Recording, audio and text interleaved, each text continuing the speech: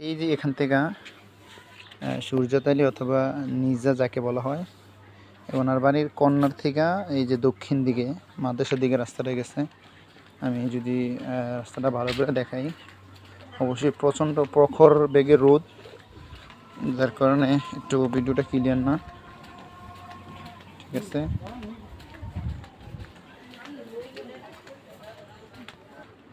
এই যে এটা মাদ্রাসার পূর্ব উত্তর কর্নার থেকে শুরু হচ্ছে। এই যে পশ্চিম দিকে আমাদের মসজিদ দেখা যাইতেছে। আমি আর একটু সামনে যেয়ে যদি দেখাই ভালো করে, আর রাস্তার পাকাটা এই পর্যন্ত শেষ, মসজিদের দরজা পর্যন্ত পাকাটা শেষ। এটা হচ্ছে মসজিদ এবং মাদ্রাসার মাঠ এটা। আমি যদি আপনার সুবিধার্থে দরগাবাড়ির পোল পর্যন্ত যাইলে যদি একটু দেখাই সামনে, এটা হচ্ছে জালাল মোল্লা অথবা জালাল মোল্লা, কামাল মোল্লা, ওদের ফার্ম।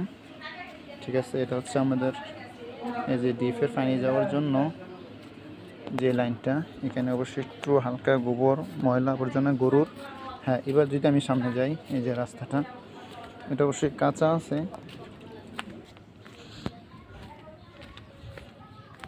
এই যে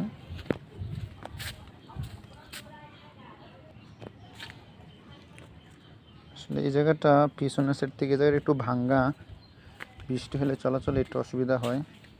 এটা হচ্ছে কামাল মোল্লা, জামাল মোল্লাদের ফজেটের পূর্ব পার। এই যে ফজেটের পূর্ব পার। ঠিক আছে, আমি যদি একটু আবার ব্যাগের জায়গাটা দেখাই, এই যে এই খাল, এইটা হচ্ছে খালটা, এই খালের পাশে রাস্তাটা, এই জায়গায় একটু ভাঙ্গা নিচা, রৌদ্রের কারণে একটু অস্পষ্ট হয়তো বা দেখা যাইতেছে। এই যে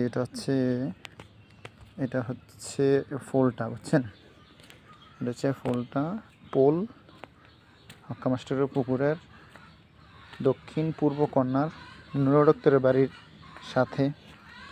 এই হচ্ছে অপর ফুলে যাওয়ার রাস্তাটা, সামনে দরগাবাড়ির পোলটা। ঠিক আছে, ধন্যবাদ ভাই, আসসালামু আলাইকুম।